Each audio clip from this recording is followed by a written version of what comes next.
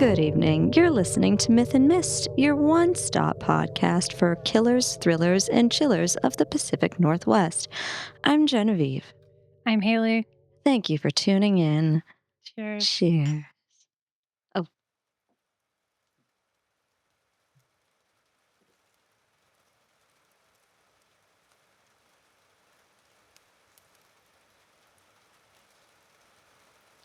That was okay. Mm-hmm. Yeah. For all the listeners. For all the listeners out there. For all the listeners out there, we just did a shot of tequila. It was kind of fun. Good. Yeah. Yeah, that was nice. That was an excellent lime. That was a really good lime. So juicy. I got that from Natural Grocers today. Have you been to Natural Grocers? Not for a minute, but their limes are damn good this year. It's a hell of a lime. The last limes that we had were comically bad. Very bad. Those are Winco limes. Fuck a Winco lime. Yeah. Amazing. Love a Winco, but fuck Love a lime. a Winco and their bulk sections. Yeah. Their limes. At least maybe that was just a bad batch of limes. It's possible that most of their limes are really good. So I was going to see what day this is going to be coming out. It will be March 9th. If you want to give us some true crime that happened on March 9th. Okay. Let's find one. Tragedy. March 9th. Is that 0309? Yeah. Yeah. Okay. What do we got? Ooh. We actually have several from March 9th. Oh. Busy day in history? Yeah. So, 1945, we have the Tokyo firebombing, also known as Operation Meeting House, where U.S. bombers dropped 2,000 tons of incendiary bombs, causing the deadliest air raid in history and killing 80,000 to 130,000 civilians. Damn. That is a pretty big one. Oof. Nazi regime opened its first concentration camp, 1933, marking a major escalation in the Holocaust. So we've got two right off the bat that are pretty March 9th was not a good day in history. 1946, we've got the Burton Park disaster, where a stadium crush during a football match in Bolton, UK, killed 33 people. Wow. And then 2023, Hamburg shooting. A shooting at a Kingdom Hall of Jehovah's Witnesses in Germany left 8 people dead. Pretty rare for there to be a shooting in Europe. Yeah. Apparently, it's really hard to get firearms over there. Well, good for them. Yeah, but I guess it still happens. Yeah. Humans will be a human anyway. So we've got several pretty rough ones with a lot of fatalities. So March 9th. Hopefully this year goes a little better. Yeah, hopefully this year, March 9th, is a little more chill. Yeah. Less fatalities. So this week we decided to expand a little bit out of the Pacific Northwest. I think it's debatable whether or not Idaho is considered the Pacific Northwest, but I think it's kind of the same thing where, like, if you live in Kentucky, you consider it the South, but a lot of people consider Kentucky part of the Midwest because it's borders with Ohio and Indiana. That makes sense, yeah. I think Idaho is still, I would call it Pacific Northwest. Yeah. I feel like at least parts of it, like, Pacific Northwest can't just be 2 states. No. I mean, we'll throw Idaho in there. Yeah, we'll throw Idaho in here. Yeah. Fuck it. We are talking about Eastern Idaho today, though. We are talking about Eastern Idaho. But you know what? Today, for all intents and purposes, we're covering it. Yeah. So, fuck off. Yeah. If you have a problem, leave a comment. Leave a comment. Oh, wait, you won't? Actually, we did get our first comment today. We did. Shout out to whatever, I can't remember, Darkness and something. I don't know. Whoever you were that left a comment on one of our videos, thank you. Yeah. And for also mentioning that the sweatshirt that I had on last week, which was an Iron Maiden sweatshirt, which I didn't think about. I just put it on because it was like the first thing I saw. But apparently that's how through some algorithm. They found the I video. guess, yeah. I don't know how that works. But today, since that's the only sweatshirt that I had and I didn't want to wear it 2 weeks in a row, I'm wearing Bathory instead. And I got this shirt at City Noise Records, which is a really great little record store and punk gear store. In Portland? In Portland. Cool. They're great. You should shop there. Noted. That's my plug. All right. Well, do you want to get into it? I do. It's kind of long. All right. Buckle in. It might not be as long as I thought it was earlier when I was reading over it, but I'm going to try and get through it as quickly as possible because there's a lot of information. I also realized after listening to our last episode, and a couple before that actually, that I say a lot, and it's annoying. I didn't notice. I think we notice things more about ourselves, like when we're hearing that other people probably notice. But probably. I think I use it like as a placeholder. Sure. Or if I have a moment where my brain kind of like stops firing for a second, I'll be like, but it annoys me. So I'm going to make an effort not to do that today. And if I do it, I'm going to verbally scold myself and continue. When you were in high school, did you used to say the word like all the time? Was that your placeholder word? A bit, I think, yeah. I don't think people do that often anymore. Use like as the placeholder. Well, it's because we were born in the 90s where Valley Girl was still like kind of a thing. And I don't know if it is anymore. Yeah. I don't know what the kids say now. I don't either. Fire? Do they still say fire? But That's like kind of old. But like See? But yeah. fire in fire. every sentence? No, that's more of like a reaction. Yeah. Interesting. Fascinating. Again, we're getting old. Yeah. Sure. It's cool. All right. Today we're going to be starting out our story in Blackfoot, Idaho. I don't know if I'm going to give the name at the beginning. I think I might just let it come up naturally. Okay. It's a very mysterious start to this story. All right, here we go. Blackfoot, Idaho, which is known for brutal winters, icy roads, and lots of winter snow. And not like the kind of fun, pretty snow that we get here every once in a while where it's like cute for a couple of days and then it melts. Yeah. It's like it snows and then it freezes and then it snows again and it snows and it snows and it snows. And it basically snows nonstop for like several months. Sounds like hell. Sounds pretty annoying. Very cold. The temperature seldom gets high enough for the snow to melt. So it's just all winter. You just get snow. It is 1987, and Stacy Baldwin was working at a local convenience store chain called Red Mini Barn. She was 21 years old, newly married, and working the night shift. Her best friend Carrie Anderson said, quote, she knew who to tease and who to just give a quick smile to, which I thought was a cute way of describing someone, because I kind of take that as she had a good head on her shoulders. Yeah. You know, you work customer service, you kind of develop that sense of like who you're going to give the business to and who you're just going to be like, hey, what's up? You know? Yeah. So it sounds like she knew where to draw the line. At least that's how I took it. I don't know. She was also described as a tough girl who would stand up for people and didn't take any guff, which hell yeah. Oh, yeah. On February 28th, 1987, just after midnight, a group of Stacy's friends, including Carrie, headed to the store where she worked. They were going to get some snacks, and she was working that night. So they had rented some movies and wanted to hit up the store because they just wanted to go in for a visit, and hopefully when she got off, she was going to come hang out with them.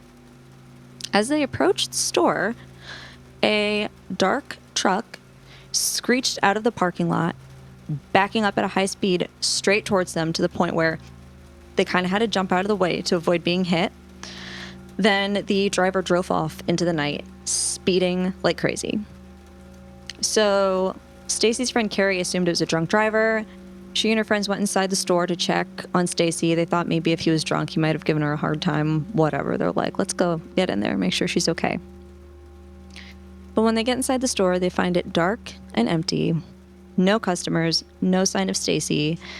Carrie decided she was going to go check the back, see if maybe she was back there stalking. She wasn't there. She wasn't in the bathroom. The girls then noticed that Stacy's bag and coat were still draped behind the counter.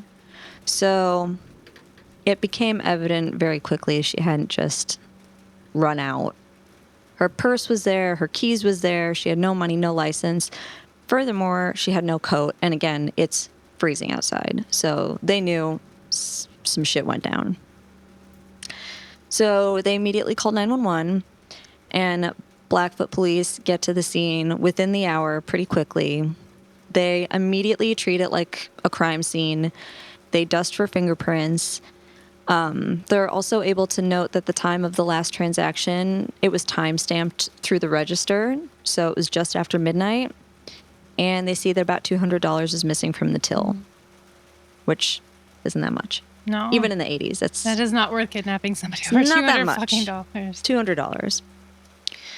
So Carrie, smart girl, and she's like, you know, there was this weird truck that went speeding out of here. I feel like that's got to have something to do with it. So she gave the cops a description of the truck. It was dark green with a hitch on the front.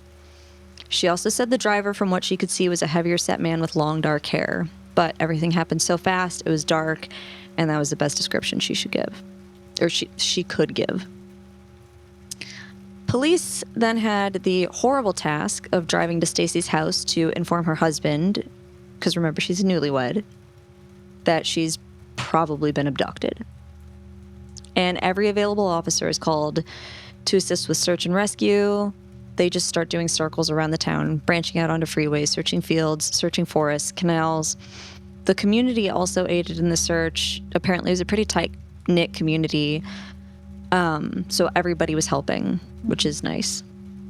The next morning, a local dentist, who actually happened to be a friend of Stacy's family, was driving around performing his own search, just independently, when he drove past a couple of dumpsters and noticed red stains in the snow. Oh, no. So jarring.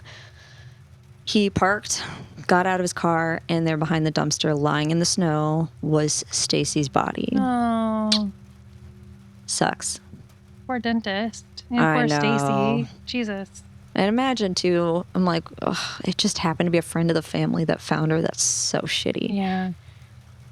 Lieutenant James Jackson was one of the first on scene, and he recalled, quote, "The sun was warming up and the snow was melting and the crime scene was disappearing." So they had to very, very quickly process everything before evidence melted. They found 2 .38 caliber shell casings at the scene, which confirmed their initial assessment, which is that Stacy had been shot. They also recovered an 18-inch long black hair off of her sweater that did not match her hair. 18-inch long black hair. It's a long-ass hair. Yeah. And remember, her friend Carrie said the man that she had seen driving the truck was a heavy-set man with long dark hair, so that matched what she had seen. Stacy's watch was also missing. Based off of the scene, Blackwood police believed that Stacy was abducted, likely at gunpoint, and that she was probably assaulted inside the truck, because they did discover that she was sexually assaulted when they did her autopsy. Of course. Can't catch a break. But Stacy was spicy, like I said. So she immediately started fighting, and it seemed at some point he was like, fuck this, and just let her get out of the car, or she fought him off and got out and started running, at which point he fired multiple shots at her back, one of which hit her in the arm. So she was bleeding. She fell. She got up, crouched behind the dumpster to hide, and that's where he found her and shot her at close range. How horrifying.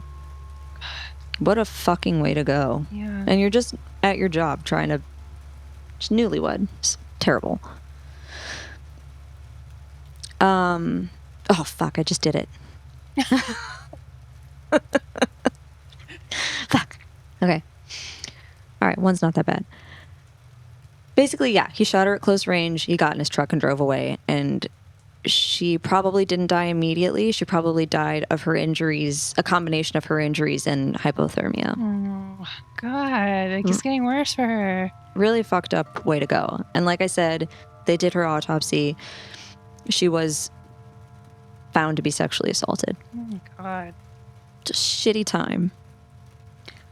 Friends and relatives of Stacy were in absolute shock and agreed that she would have fought her attacker to the bitter end because she was so tough. That's been stated multiple times in every source that I read. So I think that's just cool that every source was like, she was a badass and she would not have put up with that shit. So respect. Credit where credit is due. She was tough. It wasn't long before Blackfoot police honed in on their first suspect.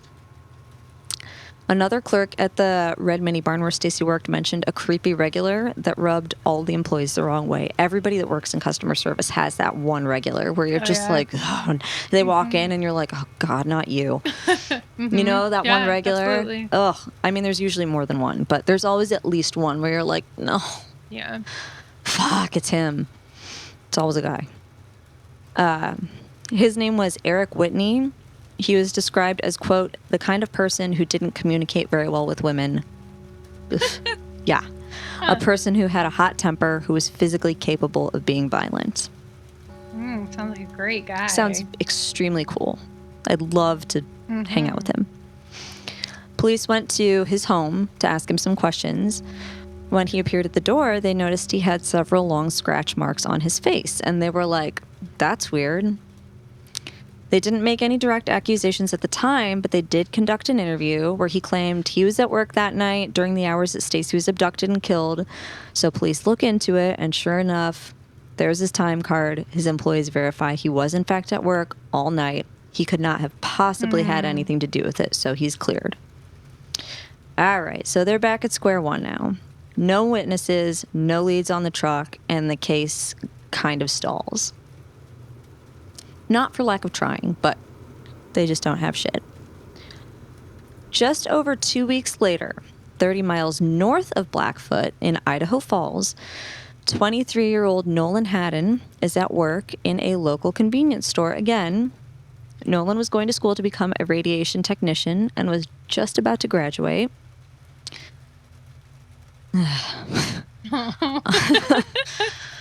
On the night of March 16th... It's never good news. That's not a good sound, no. On the night of March 16th, Nolan was working his normal shift as a cashier, and everything was business as usual. The only thing that wasn't normal was his brother Clay paid him an unexpected visit around 10:30, which...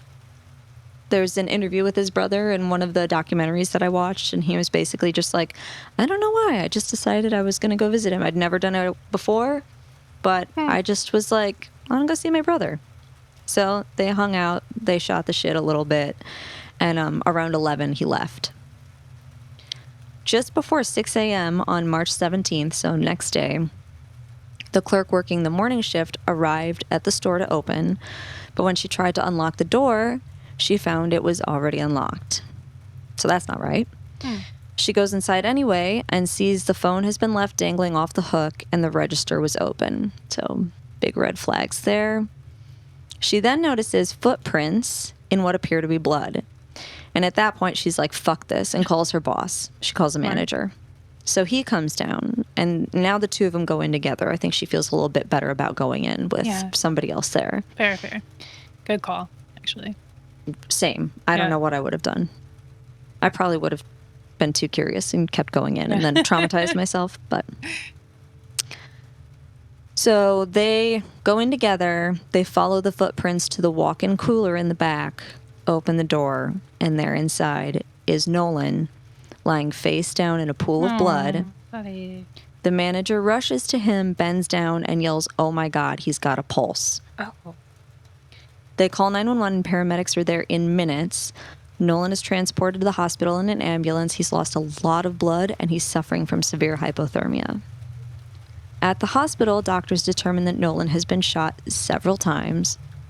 5 times, actually.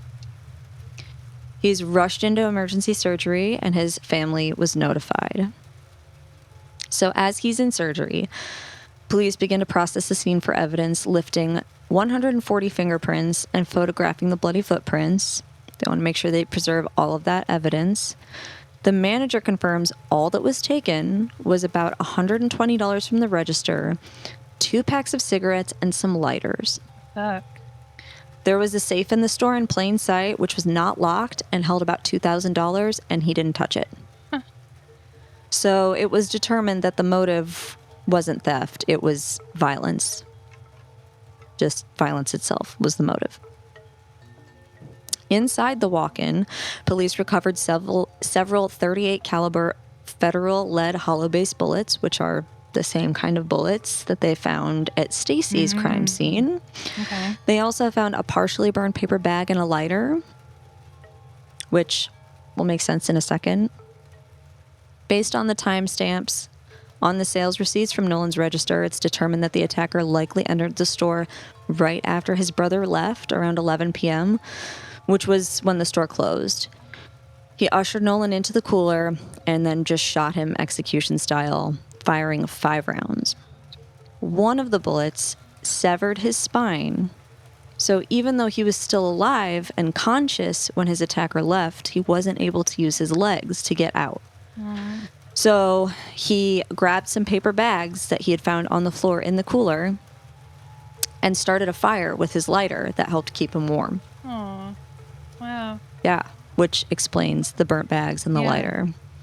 But eventually he did end up passing out because he lost so much blood. And by the time he was rescued, he'd been in the cooler for like 8 hours. So there are obvious similarities between Nolan's and Stacy's murders. They both happened around the same time, both convenience stores, same caliber weapon. So the bullets from Nolan's crime scene and the bullets recovered from Stacy's body were both sent to ballistics team at the Idaho Crime Lab, and they matched, confirming it was definitely the same shooter. But it's weird because the first victim, Stacy, that was a pretty cut and dry sexually motivated crime. She was taken from one location to another. She was assaulted and killed. So the cops are wondering why, then, would this person target Nolan? He's not going to assault him. Had no interest in doing that. But they discovered that Nolan was not actually supposed to be the one working that night. That shift belonged to a young woman, and she and Nolan had traded that week. The guilt I bet she feels. Fuck. How do you live with that survivor's guilt? So they think that it's likely that he had been casing that store, learned her schedule, and figured that she was going to be the one working. And when he walked in and saw Nolan, he got mad and just was like, well, I'm already here, so I might as well kill someone. That's so scary. Just shitty. Jesus. And sadly, in the end, Nolan did not make it out of surgery. His brother Clay said, quote, "The hardest part was watching my folks try to bring that kid back to life." He says he wasn't sure why he decided to visit his brother at the store that night. He'd never done it before. It wasn't something he'd planned. But now all these years later, he's so grateful he did because it ended up being the last time he saw him. And in that moment, Nolan was really happy. He was excited about graduation. He actually liked the job. He said it made him believe that everything happens for a reason. Oh. Tragic. So sad. Nolan's mother, Julie, said, quote, "You can't imagine someone taking someone else's life just for a few cigarettes and a little money. It was very difficult for any of us to comprehend." Yeah. Just senseless. Yep. So now, in this little Idaho town, or 2 little Idaho towns very close to one another, we have 2 murders in a month. So the cops are thinking it's a serial killer. So they really double down and put their effort into locating that truck that was used in Stacy's abduction. Calls come pouring in from the community. Everyone's in a panic. They're terrified. Locksmiths are working overtime, putting extra locks on people's houses. People are quitting their jobs at little mini marts. Nobody wants to be a cashier. Nobody wants to work at a gas station or at a convenience store. It's just panic. Yeah, fair. Which, in a absolutely, small town like that, yeah, fair. Like, what else are you going to do? Yep. So they're chasing down lead after lead, and they keep hitting dead end after dead end. Finally, they get what seems to be a pretty solid tip. It comes to them from Firth, Idaho, which is another small town from in between Blackfoot and Idaho Falls. So they're like, okay, that would make sense because that would link the two towns. Local police in Firth book a guy into jail. I'm not sure what he was charged with. I could not find it anywhere. But I don't think it was like a crazy felony or anything. Okay. I think it was probably a misdemeanor. And upon his arrest, he says, you should charge me with first-degree murder because I killed someone in Blackfoot. Oh, shit. This guy gives an interview and does seem to know more details specifically about Stacy's case than the cops made public. So they're like, okay, this seems promising. This is looking good. They take hair samples because, remember, they have that long hair. Mm-hmm. And they also take shoe prints, and neither of them match. Oh, no. So they go back to the guy and press him a little, and he admits, I made it all up. Why do people do that? In his case, he said that he was just mad at the police for getting arrested, so he just wanted to fuck with them. Huh, okay. And it's like, I get that, but you're also fucking with the families of these victims, so, like, I don't know, maybe just, like, throw poop at them or something. Like, yeah. That's always a Jesus, more solid move, I would something- think, than admitting to murder. Yeah, I'm like, Just throw some shit. Yeah, just like, A little poo-poo in your hand. yeah, it's not that hard. What else are you going to do when you're in jail? Take a Where shit else- and yeah, throw it where at him. else are Be you done gonna- with it. Where There. else are you going to poop?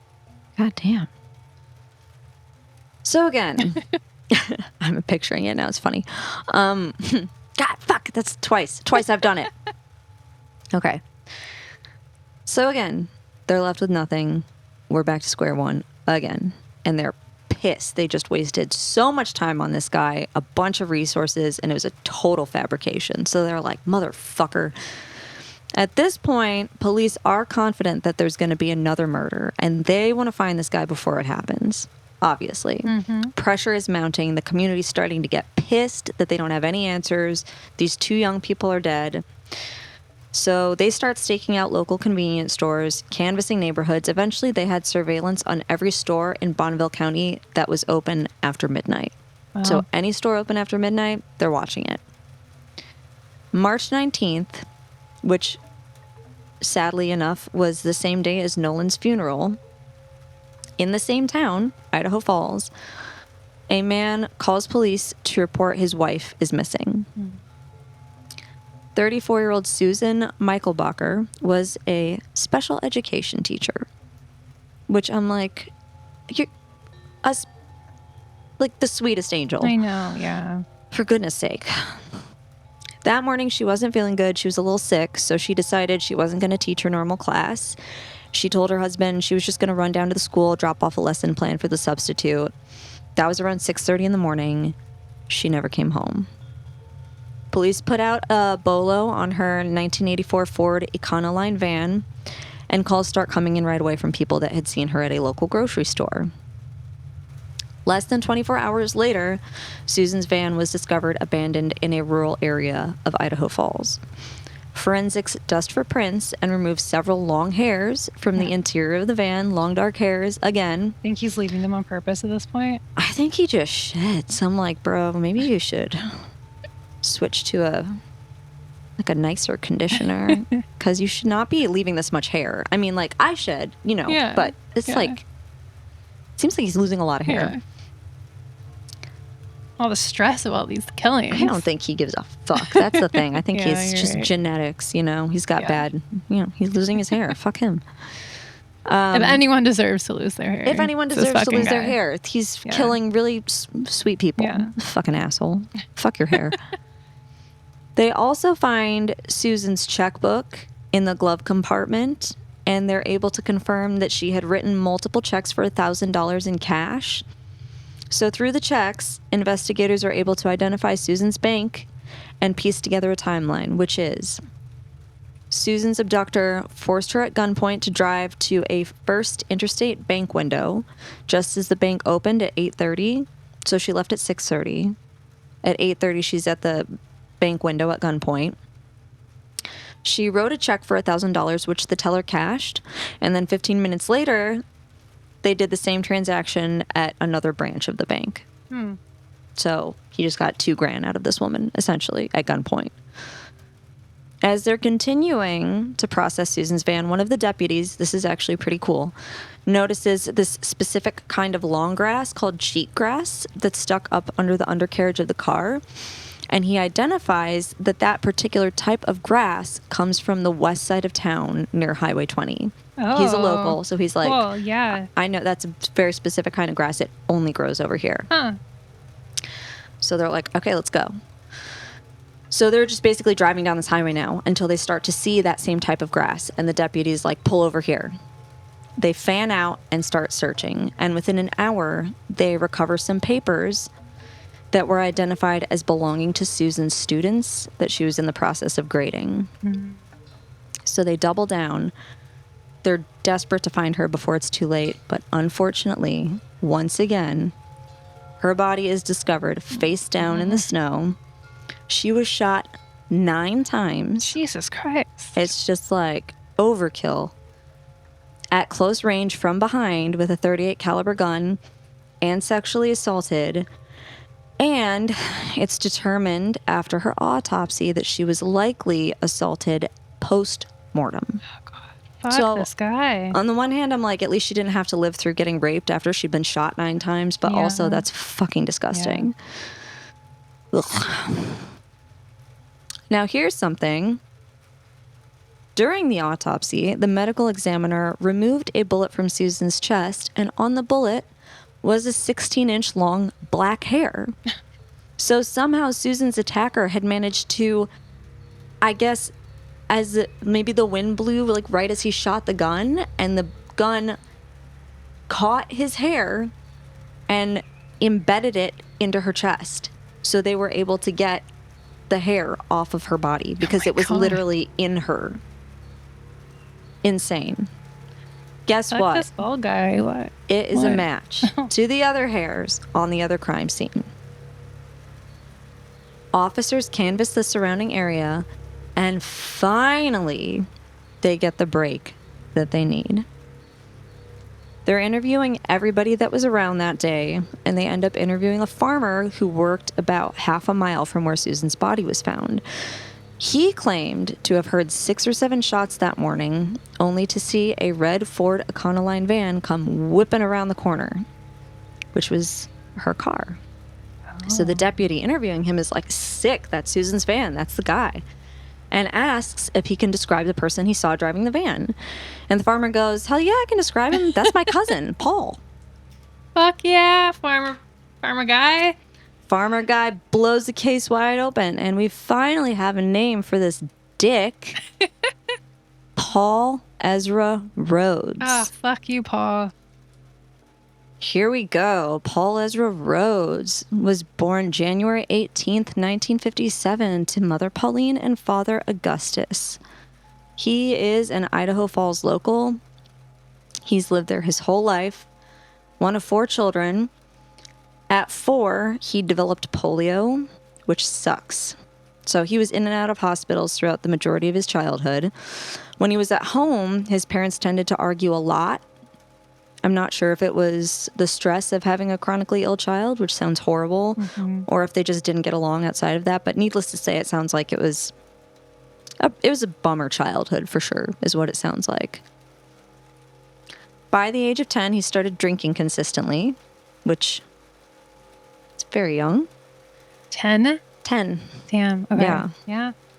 But again, it's like early. What else are you gonna do in Idaho? If you've got pain management, I mean, if you've got polio, who knows? His parents might have been like, have a nip of this, and he got. Fair. I mean, I don't know. That's fair. Yeah. It's very young to be drinking regularly, but who knows? What year did he have polio? So he was born in 57, so it would have been 61. Okay. When he got to high school, he started using drugs regularly, which ultimately led to him dropping out of school. Which, I always say this, but I think it bears repeating. Whenever I talk about violent offenders, their childhoods, I want to stress that doing drugs and dropping out of school did not make this person a murderer. That's not a thing. There might be absolutely no correlation. I'm just stating this for like the context of their history. I'm not saying that if you drop out of school, like, who gives a shit? Yeah, good call. Good call out. In order to support himself, Paul ended up doing some trade work. Apparently, he was pretty good at sheetrocking, but ultimately he got fed up with that, and he just started burglarizing people's houses. I don't think anyone was home when he broke in, but he was like, I'm just going to do crimes. Fuck it. So when cops look into him, they saw he did have some criminal record for the theft, obviously, and drug use, which they're like, it's not great. But more recently, they found... This is kind of fun. He was... God damn it, I did it again. He was the main suspect in a recent store break-in for... Hold on to your hats. For performing sexual acts on a lingerie mannequin. Oh. Before shooting it with a .38 caliber revolver. Why didn't he just start and end there?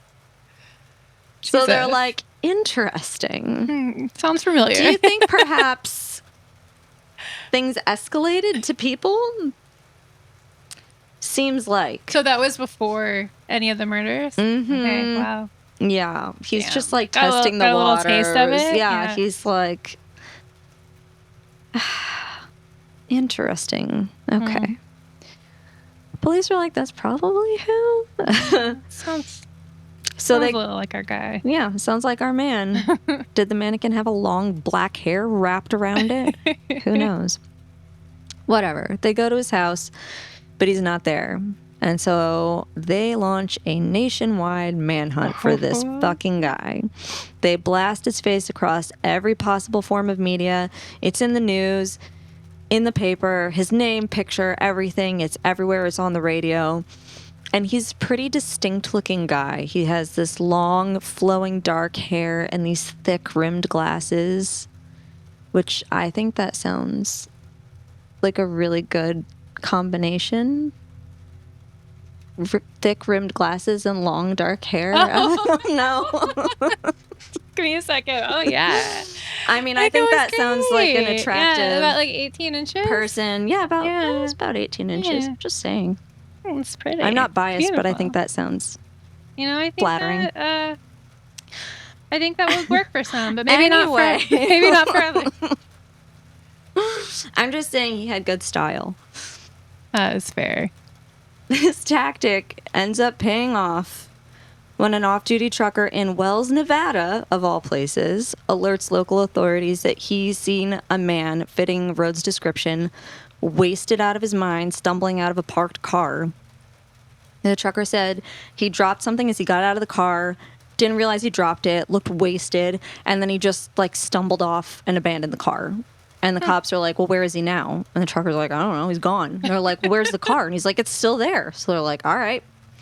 So they drive down. They get to the car is still there, the door's wide open, and laying on the ground is a .38 caliber revolver. He just dropped the murder weapon and then wandered off. Where'd he go? Well, I'll tell you, he went to a casino. Whew. Because on March 25th, 1987, he was arrested at that casino.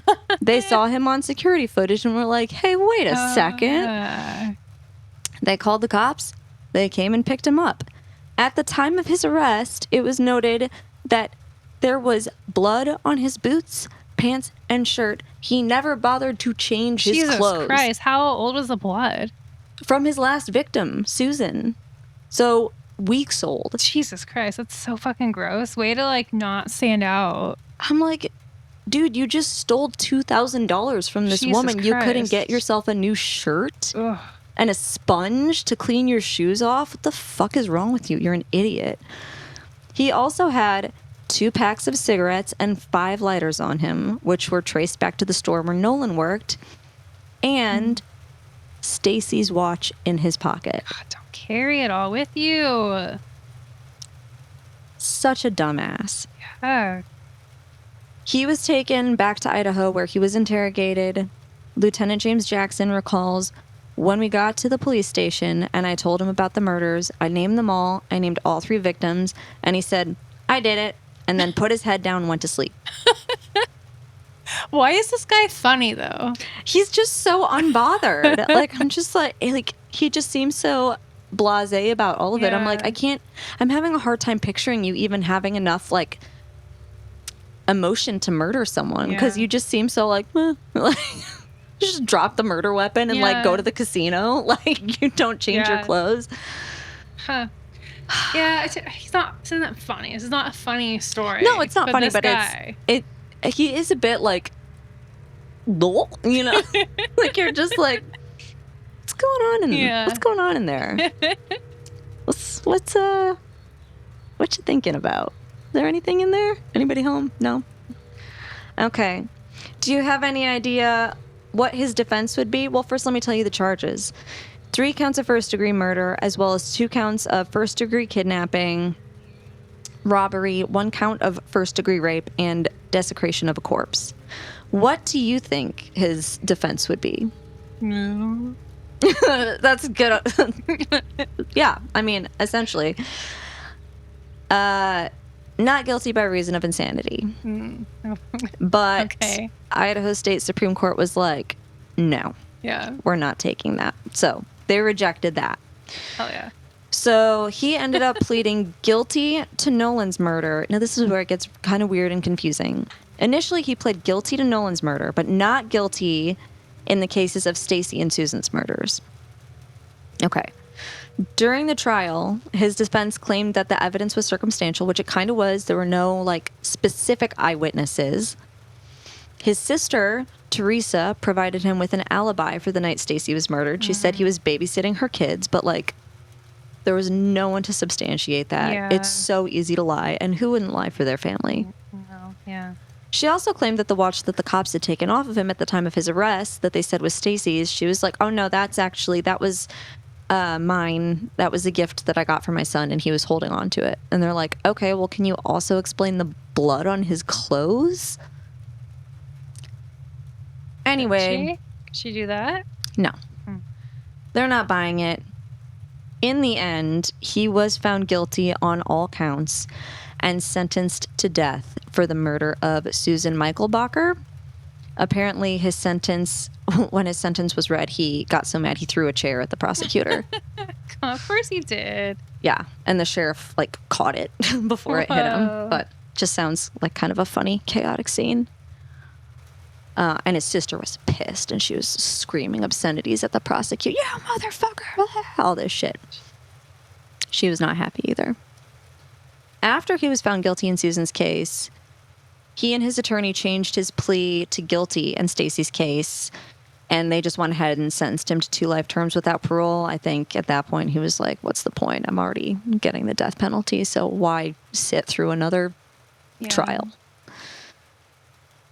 He was executed at the Idaho Maximum Security Institution in Kuna, Idaho on November 18th, 2011.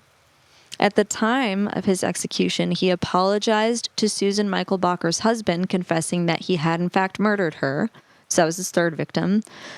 But now he denied having anything to do with Stacy or Nolan's death, which Nolan's death was the one that he initially had pled guilty to. So I'm like, what? Just trying to fuck with people? I don't know what the point of that was. Whatever. He also addressed his mother and the executioner directly, saying that he, quote, forgave them. Huh. So I'm like, okay, a little cryptic there, but whatever. His last meal consisted of hot dogs with all the fixins, including sauerkraut, mustard, ketchup, onions, relish, baked beans, veggie sticks, ranch dressing, fruit with Jell-O, and strawberry ice cream. Which I guess that was just the meal that was being offered to all the inmates that night. They were like, what do you want for your last meal? And he's like, I don't care. I'll just take whatever they're having. I mean, that's like... Who can eat before you know you're going to get lethally injected? Yeah. Okay. I'd probably be like, this is my last meal right here. How about that? You can't, if you're just listening, I'm flipping off the camera so you can't see it, but. And then they hand you a hot dog and some Jell-O. Then they hand me a hot dog and some Jell-O, and I'm like, you want to know where you can stick this hot dog?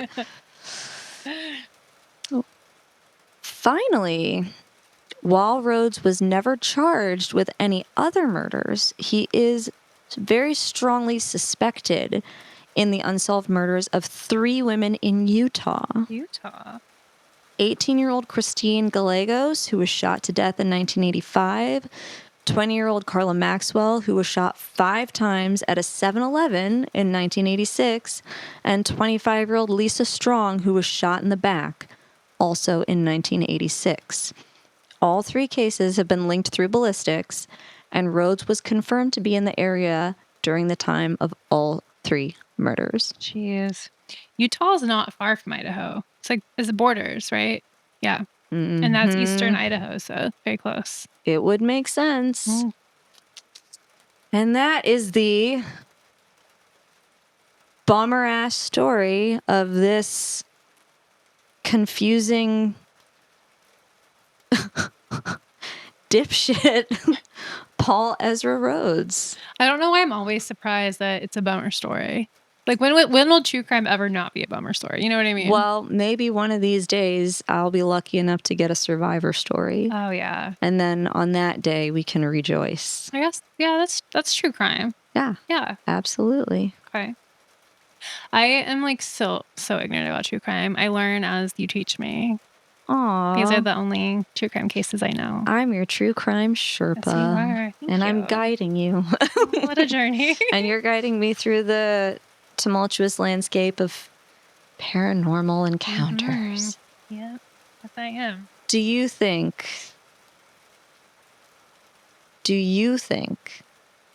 that Paul Ezra Rhoades is responsible for those 3 murders based on the information Absolutely. I've given you? Yeah, me too. Yeah. I think he's just trying to fuck with people at the end. Would you like to see a picture of Paul Ezra Rhoades? Sure. Okay, hang on. Put this on our YouTube video, and for the listeners, I apologize. You can look it up. You can, yes. Here we go. Yeah. He looks like someone I know, like just like well. Do you know Paul Ezra Rhoades? Never met the guy. Never met that guy. I mean, he does look like the person that I know. Oh, and these are his sweet, sweet victims. Oh. Aww. We should definitely post that. I hadn't seen what they actually looked like. Oh, they're cute. Oh, Susan's cute. It's sad to see. Oh, fuck you, Paul. Yeah. Did all of these happen in March, by the way? What the fuck is up with March? That's what I'm saying. See, normally I feel like Paul Ezra Rhoades would kind of be my type, not like in a sexual way, but I have this weird soft spot for like large, lumbering, awkward men. Okay. I don't know what it is. I'm just like, aw. Yeah. You know? Sure. He kind of has like almost like a Joey Ramone vibe. Yeah. But no, fuck you, Paul Ezra Rhoades. You suck. Yeah. You take a fucking shower. Joey would never. Idiot. Joey would never. Oh my God. No. So that's that. Well, another bummer. Thanks for teaching me. But yeah, interesting that all happened in March. You know, I really like March. My birthday month. Oh yeah, you're an Aries. I'm an Aries. I feel like it's when things bloom. So I start feeling better. Same. And apparently, some people lose their fucking minds. Apparently, it's also when horrible things happen to people who work in convenience stores. Yeah. It's a very honest living. Those poor people. I'm like, it's probably hard enough for their employers to find someone who's willing to work night shift. Yeah. Let alone these 2 people were like, I like working night shift. This is fine. Mm-hmm. And they got punished for it. What a dick. What a dick. Asshole. Ugh. Anyway. I only said 3 times. Good job. That's not as... I'm making a conscious effort to not You did great. Thank you. I didn't notice it at all, but I also didn't notice it before. Okay, good. So I feel like I don't think it's too... Once I noticed it, I like couldn't unnotice it. I was like, oh God, there I go again. Well, now I'm only going to notice it in the future. Okay, good. And you can be like, What you got for me? All right. So Blackfoot, Idaho is kind of a wild place. For it being a small town, there's a lot of shit that happens there. Really? Like true crime and paranormal both. Okay. If listeners, if you don't know this, it is a really small town. It's in southeast Idaho. and it is widely recognized as the potato capital of the world. I didn't know that, but I love that. Yeah, important. Who doesn't love a spud? Population is just around 13,000. It's pretty small, but it also seems to be a paranormal and true crime hotspot, and I came across a ton of both cases in my research. Fuck yeah. While researching Blackfoot specifically, I came across a ton of Facebook threads about paranormal experiences, and a lot of them had a focus on State Hospital South. So that is one of the things I'm going to talk about tonight. Some facts and some history about the hospital. State Hospital South is a current active hospital in Blackfoot, Idaho. It's formerly known as the Idaho Insane Asylum, and it opened its doors in July of 1886 with 26 men and 10 women as patients. Wait, it opened in 1886 and it's still active? This was 4 years before Idaho was granted statehood, so it's been around a long time. That's really old. Yeah. For decades, people were able to just drop family members off at the facility. The patients at the time were considered inmates, and a lot of them died alone at the hospital, which is really sad. Oh, hello, Rhubarb. Do you have a comment? Would you like to weigh in? You got it too. You got to say. Sorry. Okay. In 1889, there was a large fire that destroyed the main hospital building. Up to 7 patients were reported missing, and at least 2 bodies were found in the ruins, which is really sad. Rhubarb, I apologize. My dog keeps jumping up. Rhubarb, come on. No. Rhubarb, if you sit down, I'll give you so much attention. Sit. Rhubarb, sit. Good girl. Here you go. That year is the same year that the cemetery was developed on the grounds. There are nearly 1,000 men, women, and children buried in that cemetery. The first recorded burial was John Campbell, who died in February of 1890. And there are currently 4 unknown patients also buried at the cemetery, listed as John Doe. Are they all former patients of the... I believe so, yeah. Oh, my God. Hospital patients are still occasionally buried at the cemetery, but the state now cremates their remains. Huh. From 1946 to 1947, there were 7,000 insulin shock treatments and 2,400 electroconvulsive shock treatments performed at the hospital, which we touched on a little bit in the previous episode about Northern State and Washington. Super fucked up. Yeah, I hate it. Today, State Hospital South is a large, fully accredited psychiatric hospital with units for patients aged 18 and up, focused on treatment, care, and recovery.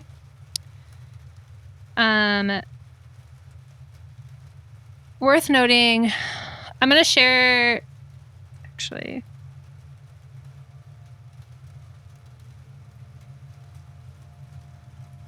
okay, yeah, so when I was researching this, I had reached out to a bunch of people who said that they had paranormal stories about State Hospital. And I had a couple respond to me, but ultimately they wouldn't share because they said that they had signed an NDA where they weren't allowed to talk about it anymore. But when I say that there are a ton of instances of people saying that these grounds are haunted, like there are a ton. How could it not be? It's been active for that long, and all of the fucked up things that have happened there. I did find an article on eastidahonews.com that asked the local community to share unexplained or paranormal stories about State Hospital South, and they received a ton as well. I'm going to read some of them mentioned in the article, and I'll also link the article in the show notes for anyone who wants to read it. But one former employee at State Hospital South said that she witnessed several unsettling incidents during her time working on the campus. On one occasion, she said she walked into the security office and noticed staff members gathered around surveillance footage from one of the medical rooms. As they watched, a small box, roughly twice the size of a deck of cards, flew off the shelf and landed in the middle of the room. She said there was no one in the room at the time. And she also described a moment while walking through the patient treatment facility when she briefly saw what appeared to be blood on the floor. She said it was only there for a fraction of a second and then it was gone. Phantom blood. That's a first. I don't think I've ever heard of that before. That's kind of fun. A former patient said they experienced what they believe was an apparition while staying at State Hospital South. The patient said they saw what appeared to be a woman dressed in a long, dirty white dress inside the hospital.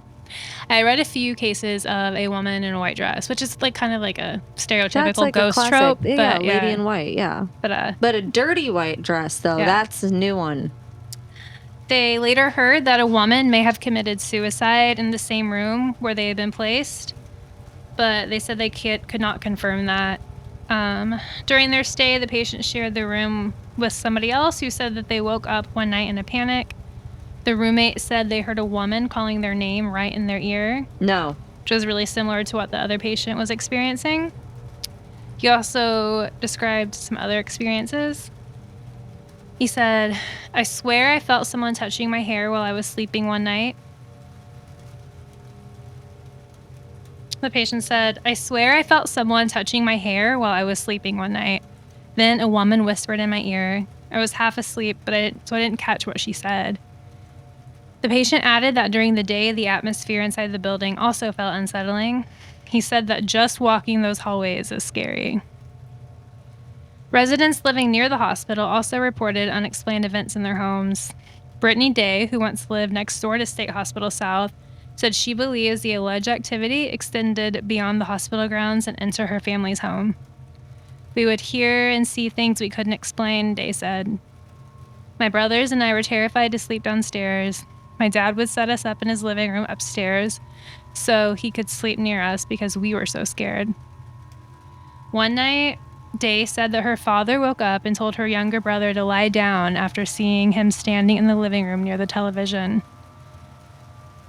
Moments later, her father woke Day up and asked her to help her brother back to bed. When she looked beside her, she said her brother was already asleep. Her father sat up and turned on the light, and the figure disappeared. Ew. Yeah. Okay. Day said experiences like that happened frequently when they lived there. The apparition, she said, was very clearly human. It wasn't an orb or a shadow. It was just a little boy, and he disappeared. That is a little sad. Yeah. You know, maybe I was just trying to hang out. He was probably just lonely. He, just wanted some company. Or maybe not. I don't know. I don't know. Maybe he sucks. Hard to tell with those ghosts. You never know. What did they always say in Ghost Adventures? They're like... I've never seen it. Oh, I forgot you've never seen Ghost Adventures. In Ghost Adventures, they're very vehement about being like, if you see a little kid, it's never a little kid. It's always a demon. That's so scary. And I'm like, why do you say that, though? I mean, kids die. Yeah, That's sometimes kids die. Yeah. It might actually be a kid. Oh, what's sad. I don't know if it's... I don't know. Kids can be creepy, though, so I get that. But, whatever. It's a stupid show. It's not real. Where was I? Hey, okay, enough. Go lay down, babe. The State Hospital South grounds are also home to infamous underground tunnels. These tunnels were used to carry steam heat, hot water, electrical lines, and other utilities between buildings.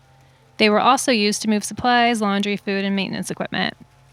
It is rumored that the tunnels were also used to move patients underground, to hide bodies, and to perform procedures like lobotomies, but there is no documented evidence of this. Tunnels are never a good thing. No. The tunnels are now sealed and no longer in use, but residents say that they felt very haunted. Local psychic medium Liz Rivera investigated the underground tunnels in the early 2000s. When asked by EastIdahoNews.com whether she believed the site is truly haunted, she responded by saying, "Oh my, yes, it is the most haunted place I've ever experienced in my life." Oh. It came from psychic medium Liz Rivera. You know, she's seen some shit. I'm sure she has seen plenty of things. Very haunted. Okay. The history of asylums and mental health treatment is sketchy and sometimes hard to hear. I wanted to call out that there has been research done to restore the State Hospital South Cemetery. And they're trying to... It's a project led by Tracy Sessions and her husband to raise money to beautify the grounds and place headstones on every grave. Nice. Yeah. Tracy passed away in 2019, but I think the project is still being led by her husband and other volunteers. In 2020, 22 trees have been planted, and 111 of the 996 headstones have been placed. I think it's still an active restoration project going on, but I was having a little bit of a hard time finding current info about it. But just wanted to call it, there are still good things happening there. And also wanted to say the same thing that I said in the Northern State Hospital episode. I think it's important to remember that the hospital was home to thousands of real people, and that these real people deserve dignity and care and compassion. It's also still an active hospital, and both current and former patients deserve privacy and respect. I think people go to the grounds trying to do ghost hunts, and I think that's a little disrespectful, especially at a hospital that is currently active. Totally. And also, I don't know. Doing that in a graveyard is one thing, but in a graveyard that overlooks an active psychiatric facility where you know that people did not die peacefully, I think that's a little tacky. Absolutely. I'm all for getting your kicks looking for ghosts, but don't be a dick. Yeah. Another building that kept coming up in my research about Blackfoot is the Millmore Hotel. That sounds fun. Yeah. It was built in 1919 as the Hotel Eccles. I'm not sure how to pronounce that. The Millmore Hotel on Broadway Street was a historic upscale stop for Yellowstone tourists. It once hosted famous guests like Ernest Hemingway. In 1964, it was converted into apartments. In the mid-'80s, it was declared too rundown and decrepit for people to live there. In around 2017, it was used as a haunted house attraction. Oh, that sounds I know. So sick. I know. Oh my God. Its current landlord started remodeling the building in 2024, but it still remains an empty building, known for its paranormal activity. I bet that would have been such a fun haunted house to go through. Former tenant Kimberly Messler said, "The hotel is definitely haunted. I was sitting in the office one day and I could hear a door shaking, and when I got up to see what was going on, the door to the boiler room was shaking like someone was trying to get out. However, we always kept the door locked." And I came across a few accounts shared to a Facebook thread, and I reached out to a few of them, and I did get a couple responses about this, and then a former Blackfoot resident, Amy Harris, was really kind enough to share some of her stories with me, so I'm going to read some of those. Thank you so much, Amy. Woohoo! For years, I worked at our famous haunted house in Blackfoot, Idaho, called the Grandstands of Terror. Before it was fully set up, the community had put on a giant outside market that took place just outside the building on the street. My friends and I were planning certain performances, and we thought performing from a window would be cool, so we went inside the building to see if it would work. The first experience I had was that day. We had climbed up the stairs to one of the windows in the area. My friend looked out in the next room to see if another spot would be better, leaving me in the other room. I had thought he was coming back since I heard footsteps and loud ones, so I assumed it was him because he was wearing a heavy boot. When I turned, it was only me in the room, but suddenly it was freezing. This was in the dead of summer in a building with no AC. Another experience wasn't mine, but a friend of mine had seen a figure with dark, long nails in the shadows when he was alone in the boiler room. Another friend of mine had a sudden sharp pain on her back. I took my phone light and lifted her shirt, and 3 giant scratches were on her back. Obviously, the building was falling apart, so our first thought was that she scratched on a brick or on the wall, but the scratches turned dark red and looked like 3 pointed nails. Ew. No. One night, I went with a group of friends to go through the haunted house, and the feeling was crazy. It's one of those feelings where you just know that the place is unreal. The cast watches most of the groups as they go through on camera. There is a man who was explained as a tall man in a red shirt with glasses. The man appeared many times on camera for the crew, but later was never seen coming out. They figured he was hiding somewhere inside, and at the end of the night, the cast members searched for him, but he wasn't anywhere. I don't like that one. Yeah. They pulled the group he was seen with they pulled the group he was seen with, and they said they Never had anyone who matched that description with him. I really don't like that. Yep, it was definitely a haunted place. That one grosses me out for some reason. Yeah, I think the idea of like real scares being in a haunted house is so unsettling. Like, I want to go to a haunted house to be scared, but like in a controlled way. To me, the scariest ghost sightings are the one where it just looks like a real person. Yeah. And then they're just gone. As opposed to like someone dressed up in like period clothes. It's like I could see through them and they were transparent and then they faded into the those. I mean, it's still weird, but I'm like the ones where it's like there was a person next to me and then they were gone. Yeah. I'm like, don't like it. No, yeah, I don't like that either. Like, where the fuck? Where'd they go? Where'd they go? Where'd they go? This is so creepy. Same place that all of our hairpins go and our keys and our socks. And Bigfoot, whenever he doesn't make his little appearance, he's there probably too. Doing his hair, putting on a sock. Getting ready to eat some cows. Well, I don't know what's going on in Bigfoot, but Blackfoot. Hey. Do you think there's Bigfoots in Blackfoot? Probably. Do you think that their feet are black? Probably. It's likely. I wonder when we go back and listen to this if I said Bigfoot through this instead of Blackfoot, because when I was like writing this out and reading it back to myself, I kept saying Bigfoot. I don't think you said Bigfoot. Okay. I feel like I would have. Well, actually, I don't know. I might not have caught it. Well, they sure do have a lot of ghosts in Blackfoot. For some reason, that last one too, and it like the more innocuous it sounds, the more it like creeps me out. Like in stories where they're like, and then it looks like the girl from The Ring, and she was all wet and she's bloody, and she had white shirt and she was smiling. I'm like, really though? Yeah. But like a guy in a red shirt with glasses just not being there is so scary to me. I wonder if there's, well, I don't think there's a resolution to that because she just told me that story, so that's crazy. But that does sound really fun to go to a haunted house that is actually supposedly haunted. Yeah, I would be scared for so many reasons. Yeah. Fun. That's creepy. Ooh, thank you, Amy. Yeah, thank you so much, Amy. Awesome accounts. That's sick. Yeah, I feel like normally you can like Google, I don't know, Portland, Oregon, ghost stories. Okay, let's say like a smaller town. Let's say Silverton, Oregon, ghost stories or paranormal, and you'll get like a handful. Totally. But for Blackfoot, Idaho, there were so many like long Facebook threads. The deal with Blackfoot? I know. That's what I want to know. Writers, listeners, write in. Do you live in Blackfoot? What's the deal? What's going on? I have questions. What's the vibe, really? Seems snowy. I want, like, the nitty-gritty. Yeah. When you grow up in Blackfoot, what is the vibe? Potatoes.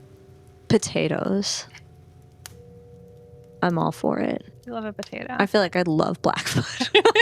Let's go eat potatoes. Let's go eat potatoes. Well, and we'll figure it out. We'll check it out. Check out that hotel. Yeah. See what's going on. Yeah. Cool. All right. We're coming. We're coming for you, Blackfoot. Lock up your potatoes.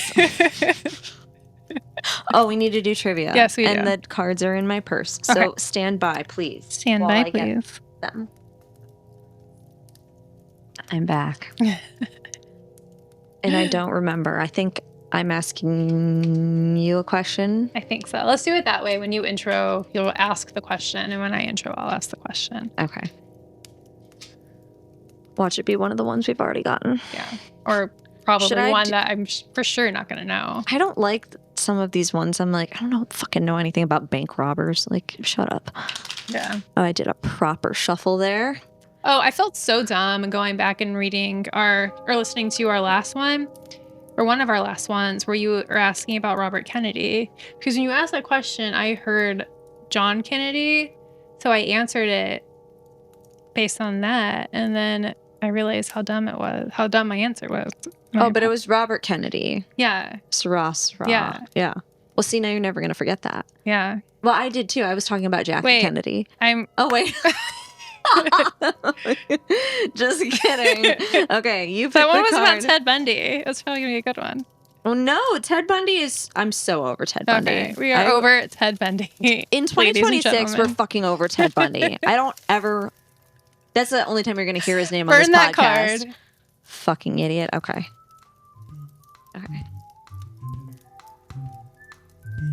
I think I already asked you this one. What's it about? The death of a Hollywood actress. I don't know. Okay, maybe not. All right. Which Hollywood actor was on the boat with American actress Natalie Wood on the night of her death in 1981? Do you know who Natalie Wood is? I do not. Okay, she was in... Oh my God, why can't I think of it? The name of the musical, famous musical, Jets vs. Sharks. You don't know one? No? West Side Story. Oh, okay. Okay. West Side Story. She's in a bunch of stuff. I don't know she was in about Rebel Without a musicals. Cause with fucking, what's his name? I can't, my brain. I'm sorry. I don't know James Dean and Salminio. Okay. Iconic. But yeah, in 1981, she supposedly fell off a boat to her death. But there's speculation. Was it the gays? The gay? Probably. Have you seen The White Lotus? God, I keep hitting the microphone. I have seen. I know what you're talking about. Okay. Yes. Love that show. Okay. Again, which Hollywood actor was on the boat with the You're so good at this. Natalie Woods as I deep throat the microphone on the night of her death in 1981? The answer may surprise you. A. Christopher Walken. B. Laurence Olivier. C. Gene Kelly. D. Christopher Plummer. What was number 2? B. Laurence Olivier. Lauren. Okay. A, because that's the only actor I recognize. A. Christopher Walken. Mm-hmm. That is correct. Hell yeah, it is. Christopher Walken, Woo! very famous actor. Mm-hmm. Did he do it? Probably not. Yeah. But he was on the boat. Her ex-husband is suspected.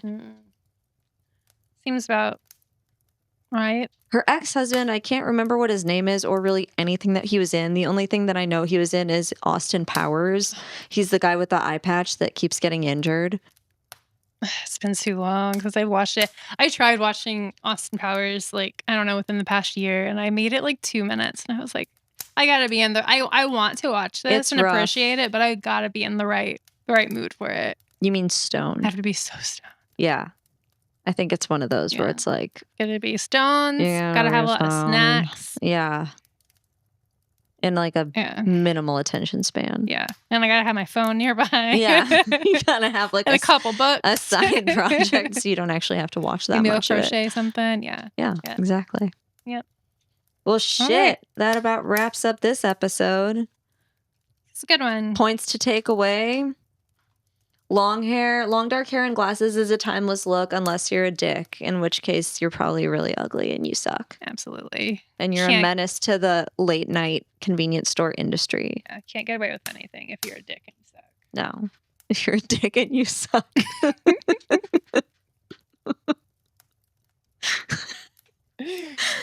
And Blackfoot's super haunted. So. And full of killers. And full of killers. Okay. And we'll see you soon, Blackfoot. And we'll see you soon, Blackfoot. We're coming for them taters. Sorry. Good night. Good night.